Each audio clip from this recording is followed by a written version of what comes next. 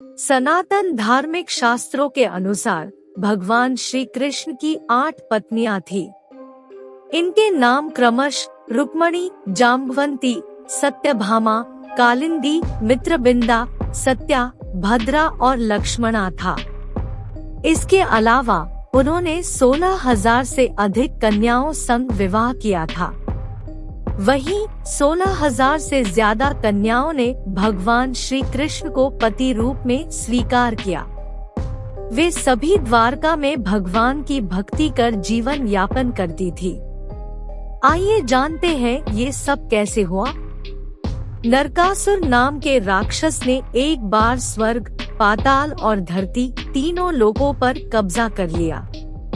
राक्षस नरकासुर ने पृथ्वी के जिन 16,000 देशों पर विजय प्राप्त की, उनकी राजकुमारियों को बंदी बना लिया। स्वर्ग में विजय प्राप्त करने के बाद नरकासुर ने स्वर्ग लोक में हाहाकार मचा दिया। सत्ता छीनने के डर से स्वर्ग नरेश इंद्र भगवान के शरण में गए और उनसे स्वर्ग की रक्षा करने का अनुरोध किया। तब भगवान श्री कृष्ण ने आश्वासन दिया कि नरकासुर का अंत निकट है। वहीं दूसरी तरफ नरकासुर अमरता का वरदान प्राप्ति हेतु 16,000 से ज्यादा कन्याओं को बंदी बनाकर एक कारागार में डाल रखा था।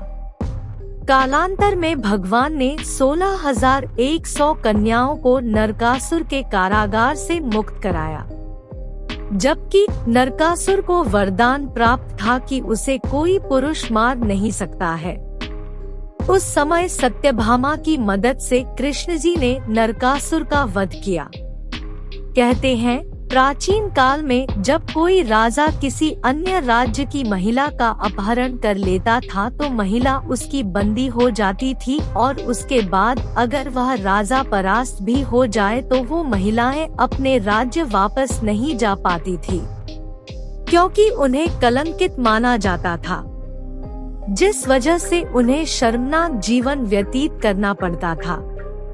इसलिए नरकासुर की कैद में रहने वाली महिलाओं को भी यह सहन करना पड़ता। तब भगवान श्री कृष्ण ने इस पीड़ा से छुटकारा दिलाने के लिए उन सभी 16,100 स्त्रियों से 16,100 रूप लेकर शादी कर ली और कृष्ण की 16,108 पत्नियां हो गयी।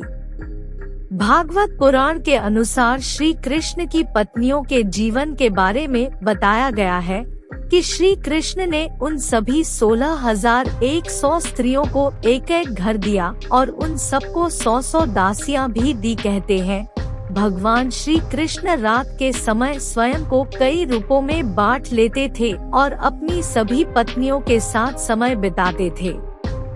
सुबह होने पर उनके सभी रूप एक होकर कृष्ण बन जाते थे। इस तरह भगवान श्री कृष्ण ने सबको समान दर्जा दिया।